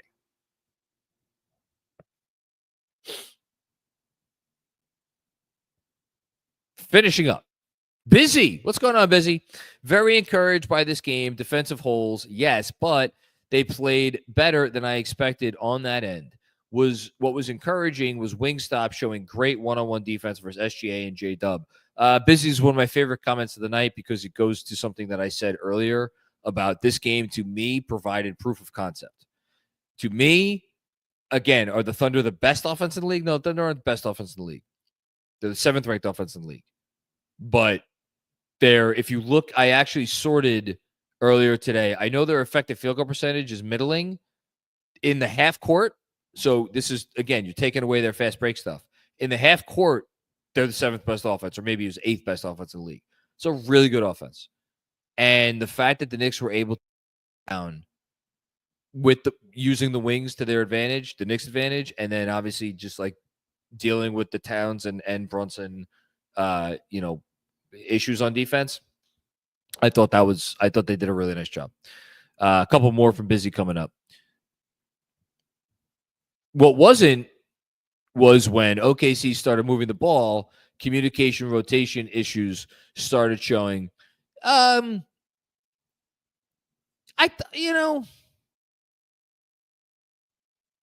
fair. I want to go back and watch how many of the Thunder's good 3-point looks came off of scramble plays, because I feel like a few of them did. And then there were a couple other, I think they're against some of these against some of these offenses in the league today.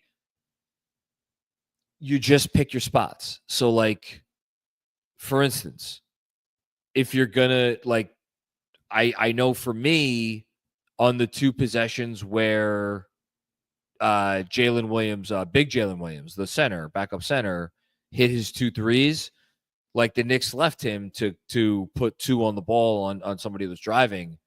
Actually, one of them, I think they may not have even left him. It was one in particular that I'm thinking of where they left him. And I was like, and even as the ball was kicked back out, I'm like, I'm fine with whatever happens.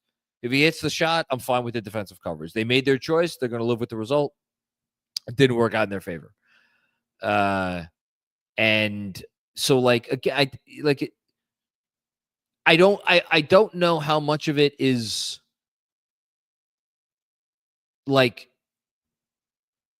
poor rotations, and more of it is how much of it is decisions that they're actively making. And again, the truth is probably in between, probably a little bit both, or some on your side, some on what I'm trying to talk about. But I think it's fair. And we got one more from Busy. How many times will it take for a bad shooting team to come in and hit threes on us before you admit we have a problem? Just wondering, because it always seems to get dismissed, referencing early Super Chat response. I mean, I don't know. The Thunder shot 52% from 3 tonight. we could sit here and we can talk about like the Knicks defense in the context of other defenses around the league. I am fairly certain that the Thunder have played far worse defenses than the Knicks, especially given what the Knicks did tonight. And the fact that we could sit here and I could tell you that the Thunder have had in the entire season, you can't even make this shit up.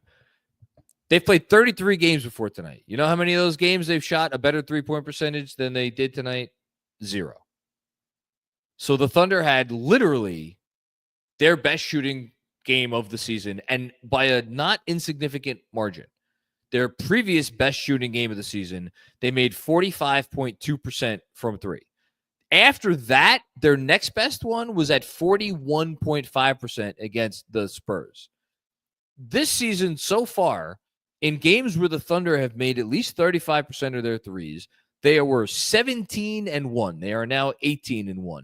The one loss was a 2-point loss to Denver where Nikola Jokic went nuclear. So they came in tonight and they shot 52%, 51.9 to be exact. Okay. So one of two things is true, or the truth is in between. They shot 52% because the Knicks defense against threes was so abhorrent that the Thunder, discovered the secret of basketball because they were playing a defense that was so poor against guarding threes, or the Thunder just had an incredible night from 3. I think, again, truth, somewhere in between. I'm going to skew more towards what I'm saying, which is that the Thunder just had a really good shooting night from 3. And you tip your cap. So, thanks, Busy.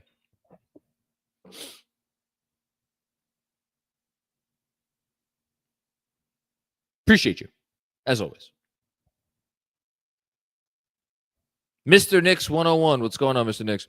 I was disappointed in the loss. Me and you both. It felt like the Knicks had this game in the bag. Again, I never got there, but, I'm a pessimist. OKC is great, but, wait, no, we read this already. Hold on. Andrew, wait, hold on. What? Andrew's texting me. Oh, the Wi-Fi is acting up on Andrew. Well, that's okay. We roll with the punches here. It'll give me a chance actually to read a couple things. So a good quote here. Isaiah Hartenstein on the Knicks. This is courtesy of New York Basketball, by the way. To compete against those guys is great. They're all great competitors. Me and Josh joke around, but both of us are top-notch competitors. Playing the Knicks was good. I knew most of their plays. Tibbs has been doing a great job this year, especially having a new team. So nice compliment there. And then Hartenstein tonight on Tibbs' starter-heavy rotation versus OKC's Mark Daigneault's. A lot of people think when you're playing with Tibbs, you're also practicing every day. You're not. You're going to get your off days. Mark, we have a deeper team. It's the luxury of playing 10 guys. Both guys are great coaches. Andrew is texting me, is there a super chat on my screen? Yes. But I read it already. Live producing here. Here we go. Jeff. What's going on, Jeff? Shout out to Casual Friday. Fam, the Knicks show they are contenders. Elite offense over 3 quarters. Bench fumbled the start of the 4th. Completely agree. Ceasing what worked. Wing stop times cat to spam. JB pick and rolls ended them. Give me 7 more. Game of the season. Agree. Game of the season. Look, I get everybody's frustration with the fact that they deviated a little bit from the what had worked for them through much of the game. I do think that the 4th quarter is a different animal. And as I've said a couple times already, I want to go back. I want to rewatch it. I want to see maybe did they leave some meat on the bone? What were they looking at? What were they hoping for? What were they hoping to achieve with those plays in the 4th quarter? And where did it go wrong? That's what I want to see. Thanks, Jeff. Ben Kim Gervey, my man. Great to see you. OKC playing 48 minutes like we used to. We didn't. Cat and Jalen Brunson had 5 3-point attempts. Yeah, and they missed all of them because JB had only 5 and he missed all of them. Hart and McCall had 18 of our 30. No good. They aren't better than us. They played harder. Ben, man. I didn't get that from this game. I agree OKC played 48 minutes, and I agree they played super hard. I think the Knicks that played, I thought they gave it everything tonight. I thought they gave it absolutely everything tonight. If there's one thing that I am not going to question after this game, it is New York's effort. I can't do it. Not after this one. Thanks, though. Tingus Pingus. What's going on, Tingus? Boston and OKC are 2 strongest opponents we faced this year. Look at the Knicks' growth since opening night. Leon has his work cut out for him with the bench. I mean, again, I'm talking to Jeremy this weekend. We're recording on Sunday. We are going to, I think, dip our toe a little bit back into the discussion of trade waters. If not this week, then next week, but we'll do it soon. He does have his work cut out for him. And I'm at the point where I would be very surprised, and I might even go so far as to say that I would be shocked if they did not make a move that impacted the rotation at the deadline. Thanks, Pingus. Dom Cappuccini, what's going on? Again, Dom, thank you for the generosity. Shout out to you for mentioning the 12-13 Knicks, 12 wins in a row. Well, 13 wins it ended up being. I remember that so well and being so convinced that they could win a title after that great game in the moment. Yeah, so I mentioned that, I think, in today's newsletter, the game where they won their 12th in a row, I believe it was, against the Oklahoma City Thunder, which is a game that I will never forget because my wife, now wife, we were not married at the time, went to, oh my God, what was that name of that shithole bar? The Moonlight Pub in, I think it was on Hempstead Turnpike or Jericho Turnpike or one of those turnpikes in Long Island. It was like, I think it was right off the Cross Island. And it was our spot that we used to meet at.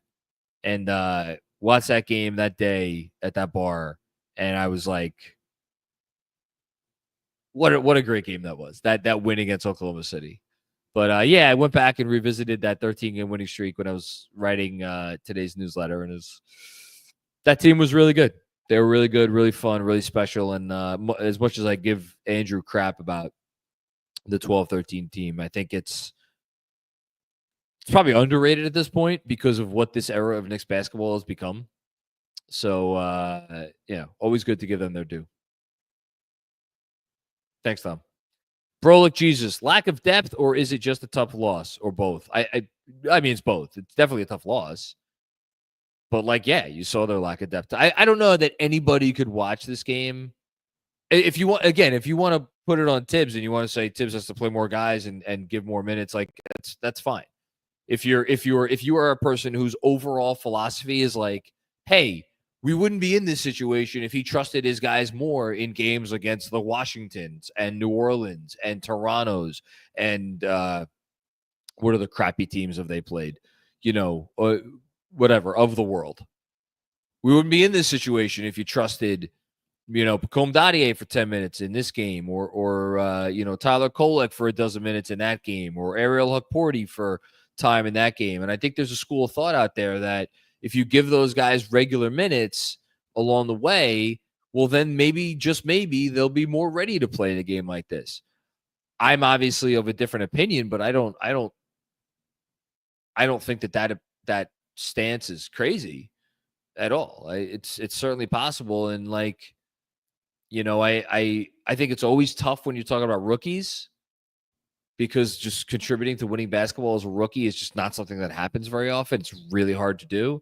And I think that where it comes into play with this coach and obviously the reputation he has, that is well earned, but it's earned for a reason. And I think the reason is that he likes to be in control. And when you introduce a rookie into the equation, you are introducing the increased likelihood perhaps exponentially increased likelihood of mistakes.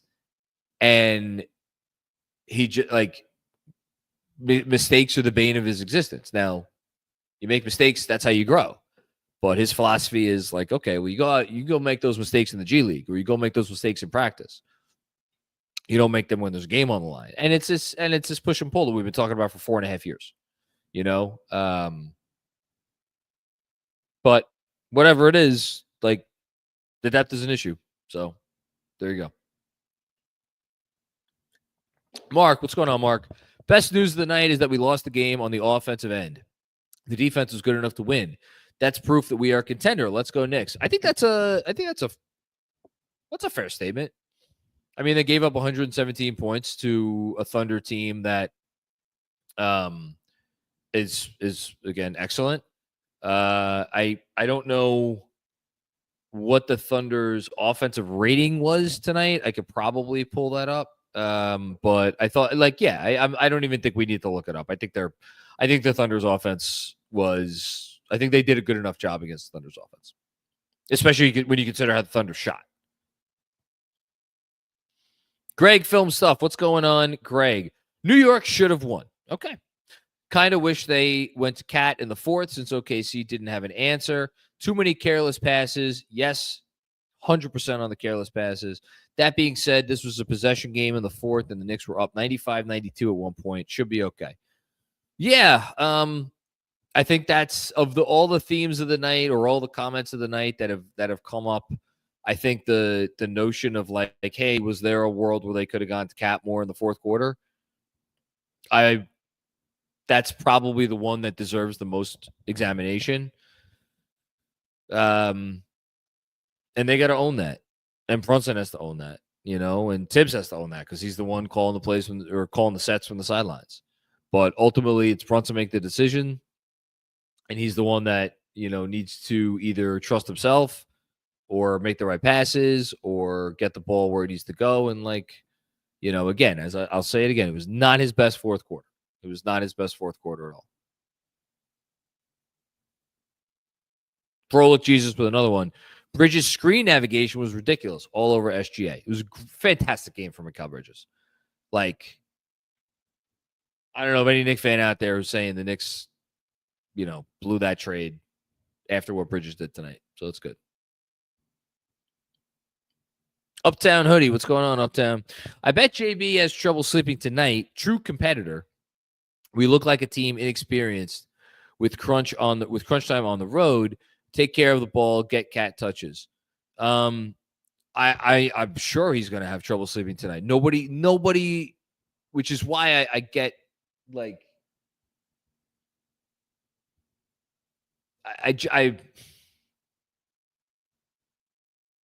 I get a certain way when I talk like that guy, man. He has meant more to this franchise than any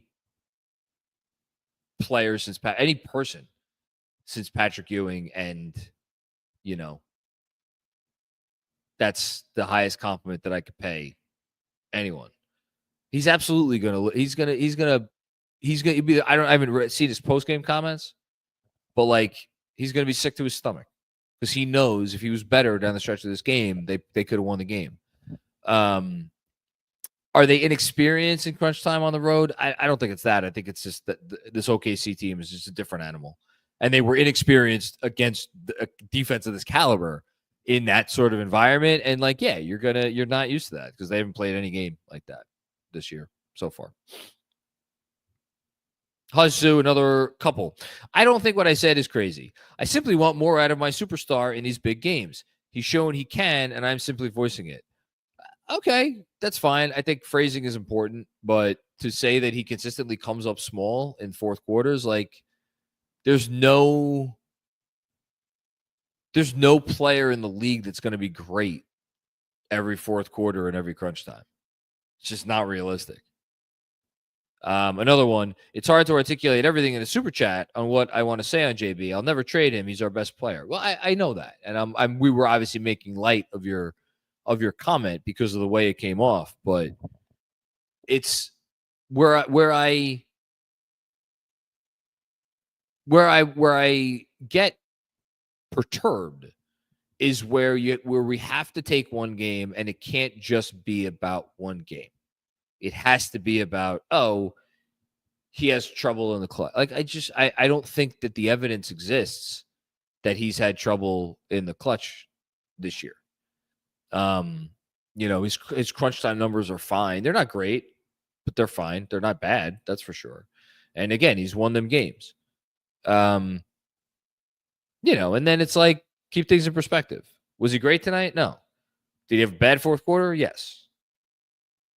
Say it was terrible? No. Thanks, Hush. Sanctum Axis 2. What's going on, Sanctum Axis 2? After the Hawks game, I said I fear this team could stoop as low as a first-round exit, but I think this game showed I was wrong. Incredible fight. Didn't like the whistle. See him at MSG soon. That Hawks game was incredibly discouraging. And, again, that night, a lot of people said a lot of things, and I didn't push back on any of them because that was as discouraging a night as we've had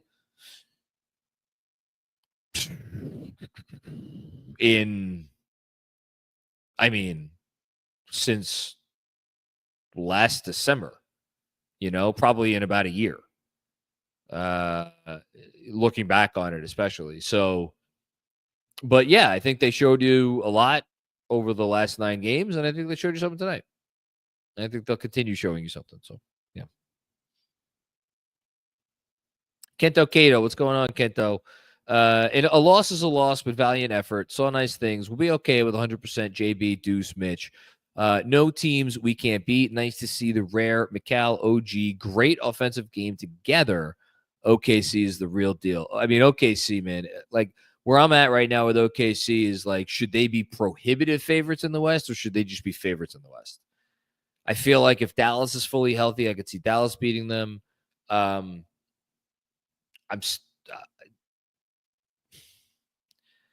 don't even know that I could really craft a legitimate argument for any of these other, because I don't believe Memphis or Houston could beat them. And you got your Denvers and you got your Minnesotas, but man, those teams just look like they're not.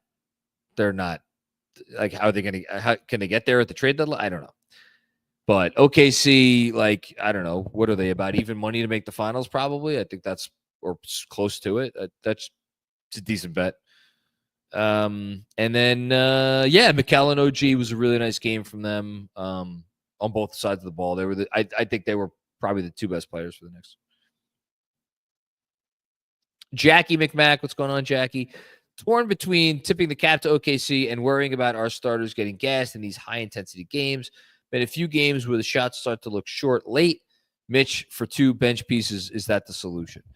Yeah, I mean, I think that's fair to be torn between those 2 things. They need more depth. They need another player. And to your point, Mitch, $14 million. That's the other thing about Mitch is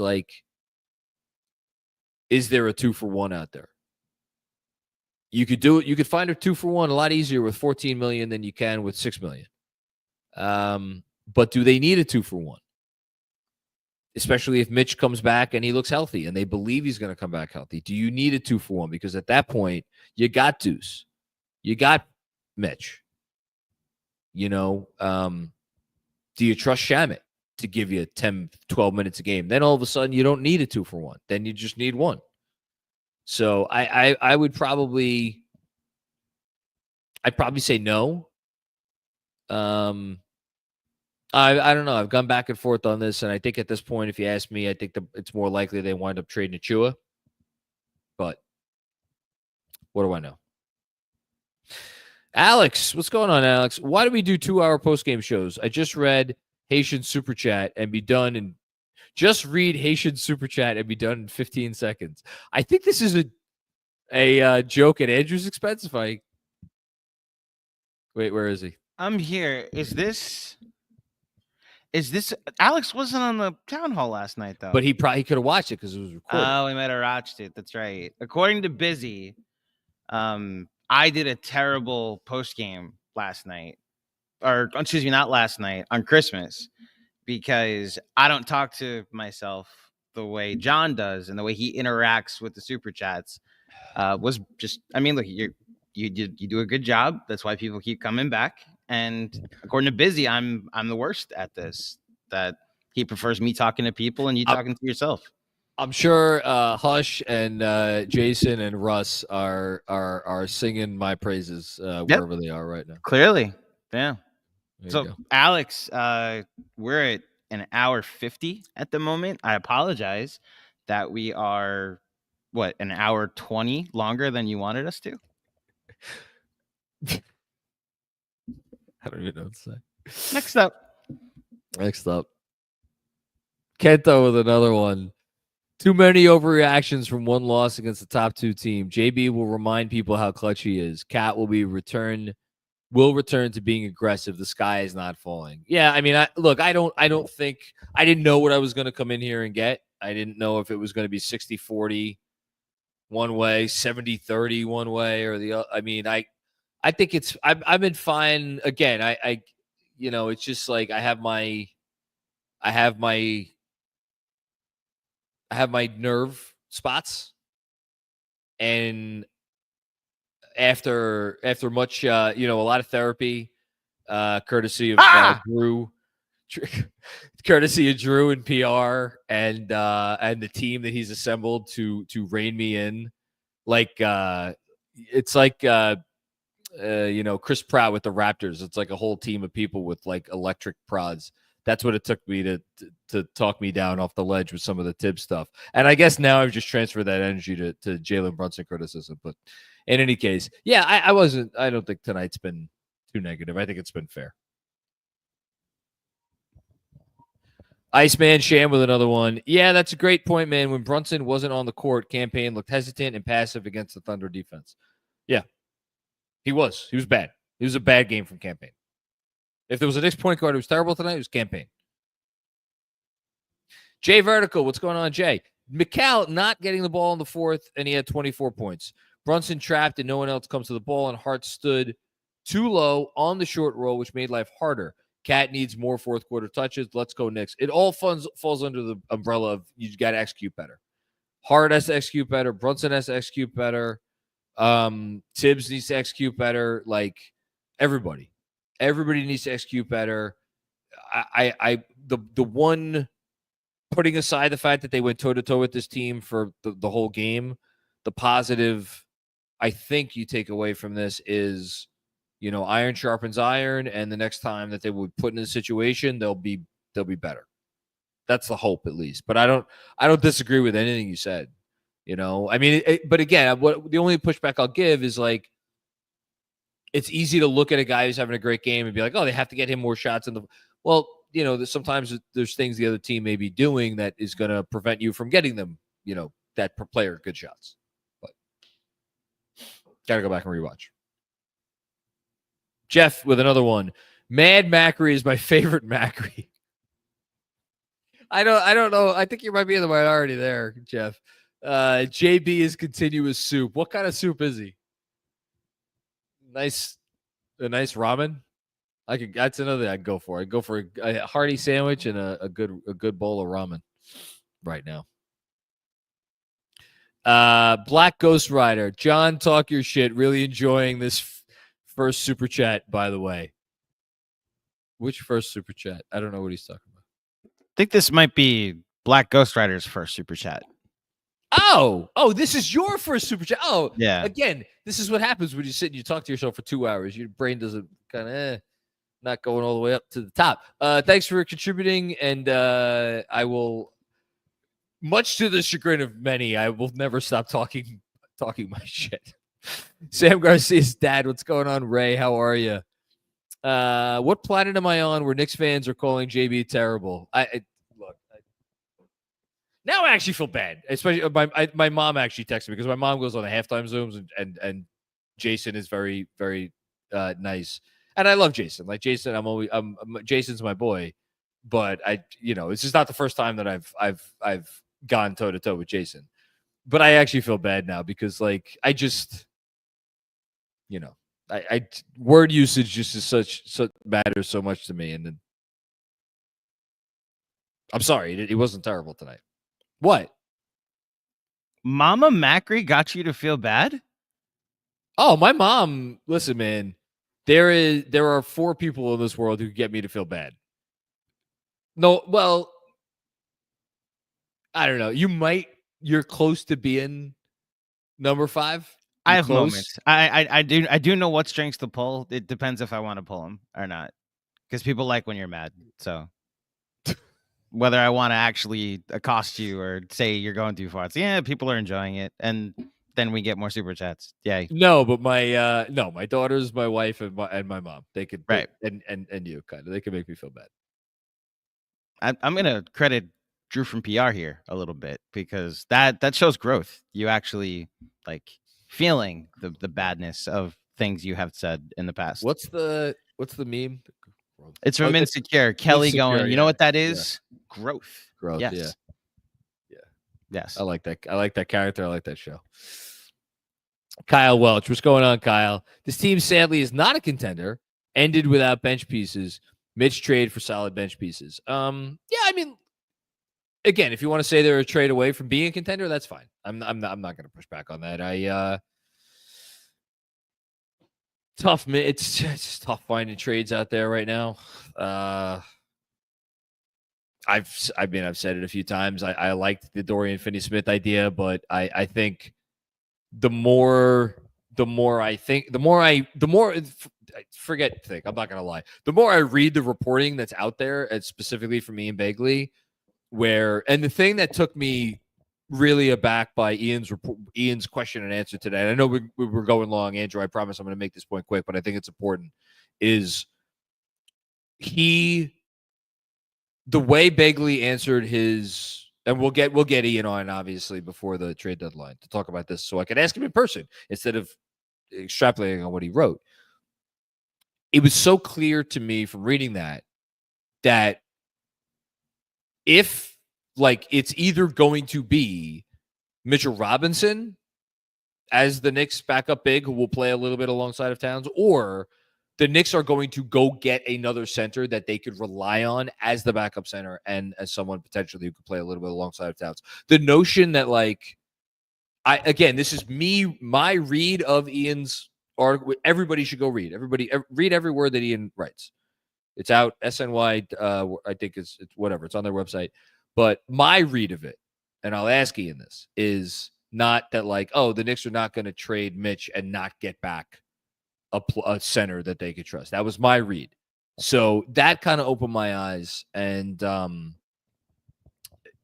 I'm now more skeptical that they're going to do something like that. Thanks, Kyle. OG team, what's going on, OG team? Campaign, cool guy, but I can't take a team serious to win a chip if he's getting rotation minutes. Not the way he played tonight. I was really a fan of him early on. It's not great tonight. Not great. Another one from OG team. Thanks for the contribution. I really hate that we had 2 first-round picks in such a shitty draft class. Kind of set us back. Such dumb luck. Need at least one of those picks to be a rotation piece. No. Do they need one of those picks to be a rotation piece? Given where they're at right now, and given the fact that they have Mitchell Robinson's salary slot, and they have the starting 5 that they have, and they have Deuce McBride under contract for 2 more years at the price that he's at, I would say, and they're going to have like a mid-level to you. They're going to have access to stuff. I would say they need to hit on one of these. So yeah, I'm agreeing with you. I think they need at least one of the guys that they took in this year's draft to be a rotation piece. 1. 2 would be great. 1's you got to get. Armand, we got coming down the home stretch. We just made it over 2 hours. I promised Andrew we'd get out of here in under 2 hours, and I lied. Some better humans would use a time machine to do better things, but I would use it to tell Leon to give iHeart a 3-year deal. Yeah, that's fair. It's funny comment and probably true. Thanks, Armand.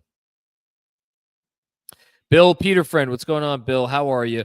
Ferrari or Lamborghini, both amazing. Sometimes you prefer one or the other. The Knicks were super. OKC may be better, and they don't have Chet. Knicks are fine and really good. As usual, Bill, your thoughts and comments I thought are very well grounded. Yeah, they were really good tonight. They weren't the best. Happens. Kevin Danishevsky chiming in to say Hush Jew is living in crazy town. What I didn't say it. I'm reading the comment. Very definition of the pot calling the kettle black. What are you talking about? Kevin's never said any crazy things. Not once. Never DM'd us anything insane or hijacked the town hall. Love you, Kev. Good to see you tonight. We totally didn't tell you to go like sit in timeout for something crazy you said. When OG Anunoby, we thought he might have just died. You know? Goodness. See, Kev gets under your skin. You're calling me out. Maybe I'm the pot calling the cat. Maybe I'm the pot calling the kettle black. We're all pots. We're all pots. That's all it is. It's all pots. And then last but not least, a good place to end tonight. Hushzu, I'll come to one of these. Or maybe socials. I might be my Wi-Fi. Did John freeze for anybody else? No, just you. I'll come to see one of these two socials one day, and I will clear my name. But for now, take my chats with nuance and not absolutes, please. Ha ha. Let's go Knicks. I love you, Hush. No, I hope everybody, will say that, or we're all passionate, and I get a little feisty sometimes too. So now you're good people, Hush. As Andrew was showing us T-squared. If anybody wants to look at where we are tonight, yeah. This is the dark lords behind me. Yeah. There you go. Right. Anything else? Oh, I was hoping we would end on Hush, but I'm not going to be upset about Kento Cato sending in one more super chat. Thank you, Kento. Thank you, Kento. Last one for today. Not basketball and Knicks related, but thanks for all the work y'all do. Appreciate you guys. Well, thank you. Thank you, Kento. And thank you to everybody who came out tonight. Thank you to everybody who watched this, who is still watching this. If you dig what we do and you want to support us, obviously super chats are incredibly appreciated, but you could just like our channel. You can subscribe to our channel. You can give us a generous rating or review. And you could keep watching everything, including here we go. Kevin with one more. Andrew, here are some analytics to make you upset. Oh my God. I like analytics. I don't know what he's talking about. I like analytics. Sports are played on a court, not on a website. And some people have a hard grasp of understanding that. Some people, nobody in particular. Some people, that's all. Pre-game pod tomorrow? Yes, 10 a.m. If you want to join me and Jason Pat, we're going to be talking about the Knicks against the Bulls and previewing not Derrick Rose's jersey retirement, just Derrick Rose night at the Chicago Bulls game. Leave it to the Bulls to fuck that one up. I don't understand what this is. Nobody knows. I thought it was his jersey retirement, and now they're just like, no, we're honoring Derrick Rose. Like, how? They're gonna give him a fruitcake. So Andrew with the pregame at 10 a.m. with Jason Pat. Jason Pat's good people. I'm looking forward to that.